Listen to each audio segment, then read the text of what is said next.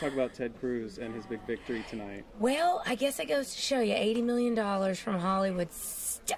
Oh, Beto, as they say now, nacho senator. But, you know, he put up a good fight. And, of course, Lizzie Fletcher, my congressman, Culberson, went down.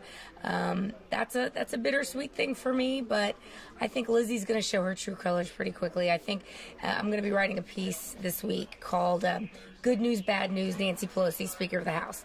The good news is the Democrats will show their true colors in short order. I hope they go full lunatic. I expect them to. I expect Donald Trump to double down on his agenda. And speaking of that, you know, this just goes to show you, damn it, you should have gotten the wall when you had the 2 years. And it just shows how recalcitrant Republicans would not support this president and get this agenda passed. So I think what he's going to have to do now, going to go to DHS maybe, Homeland Security, try and get the money there. But if the wall doesn't happen in the next 2 years, I don't ever see it happening, unfortunately. Well, let's go back to Ted Cruz. And were you worried at all? Oh my gosh, I wasn't at first, and then I see these. You know, I guess people are very swayed by skateboard and punk rock bands and platitudes, which is what we learned tonight.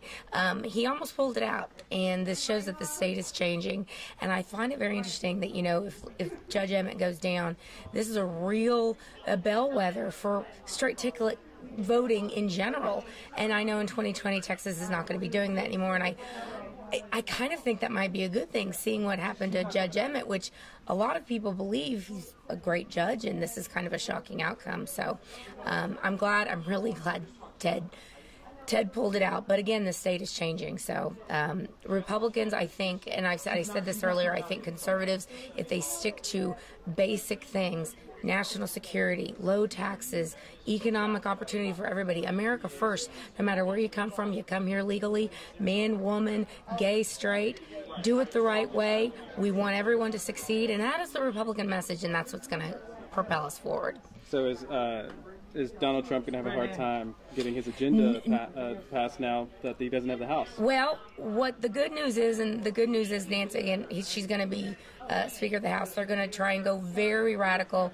It will not get ratified in the Senate. It certainly won't get signed by President Trump.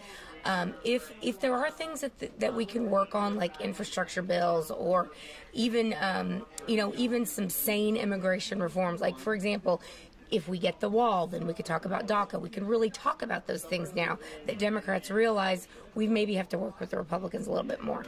But is it going to be exactly what we want? No. And now the election for 2020 re-elected Donald Trump starts tomorrow. Unfortunately, we can't really take that much of a break.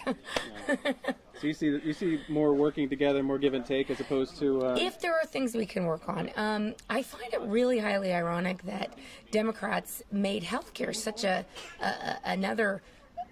real stick to Republicans. It's like, I feel like, do people not remember that they pushed Obamacare onto us, and that's why we're in this mess? And that just goes to show you again, when Republicans have the House and they don't act, and they do not do what they told voters they would do, which is repeal and replace Obamacare, get market-based solutions, concierge doctors, things like that.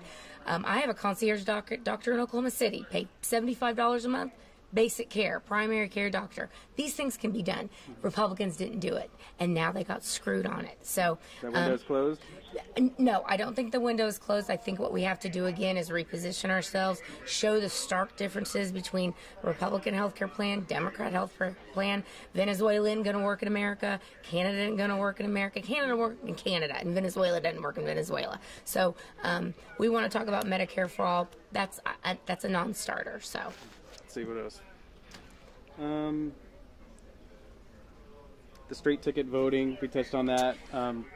Yeah. And do you think that's what cost Emmett? I do. Oddly enough. I mean, I was so psyched to go in there. I went in on day one early voting. I voted straight ticket. I checked my ballot. I was very careful. I actually did vote on both the ballot measures. I know everyone would be shocked about that, but I did. I want our firefighters to get paid. But it really kind of bit us in the butt a little bit. I think with some of those down ballot races, the judge races, that maybe the Republicans might have carried if there had been you had to make a a legitimate choice between the two.